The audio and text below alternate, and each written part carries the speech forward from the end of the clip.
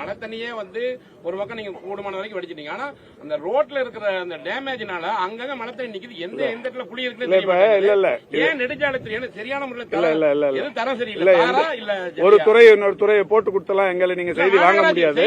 இல்ல நான் சொல்லிடுறேன். இல்ல என்ன சொல்ல வரேன்னா, இன்னைக்கு சென்னை மாநகர்ல முதல் பேஸ் வந்து மெட்ரோ ட்ரெயின் முடிஞ்சு இப்ப செகண்ட் பேஸ் மெட்ரோ ட்ரெயின் போயிட்டு இருக்கு.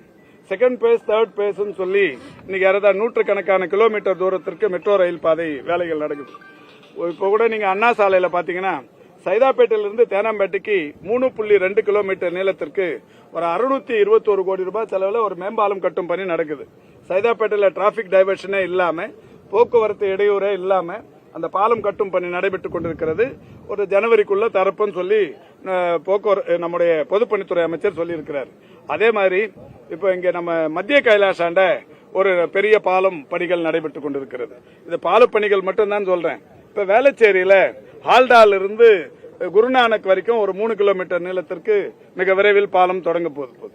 இப்ப ஏற்கனவே ஒரு 15 நாட்களுக்கு முன்னால் மாண்புமிகு முதல்வர் அவர்கள் உஸ்மான் சாலையில் 2 கிலோமீட்டர் தூரத்திற்கான ஒரு மிக நீண்ட பாலத்தை திறந்து வைத்தார்கள்.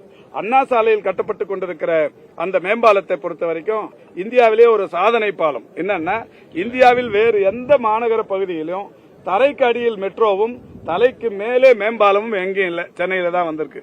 அதே மாதிரி கத்திபாராவுக்கு போனீங்கன்னா தரை போக்குவரத்து, அதுக்கு மேல மேம்பால போக்குவரத்து, அதுக்கு மேல மெட்ரோ போக்குவரத்து, அதுக்கு மேல இன்னொரு லேயர் மெட்ரோ போக்குவரத்து. அதை பொறுத்த வரைக்கும் 160 அடிக்கு மேல ஒரு மேம்பாலம் அமைக்கும் பணி நடைபெற்றுக் கொண்டிருக்கிறது. உலகத்திலேயே எங்கேயும் இல்ல. இதெல்லாம் நடக்கிறப்ப தரை ரோடு வந்து அங்கங்க கொஞ்சம் டேமேஜ் ஆக தான் செய்யும். ரெஸ்டோர் பண்றதுக்கு கொஞ்சம் முடிஞ்சாதான் வேலை செய்ய முடியும். நன்றி.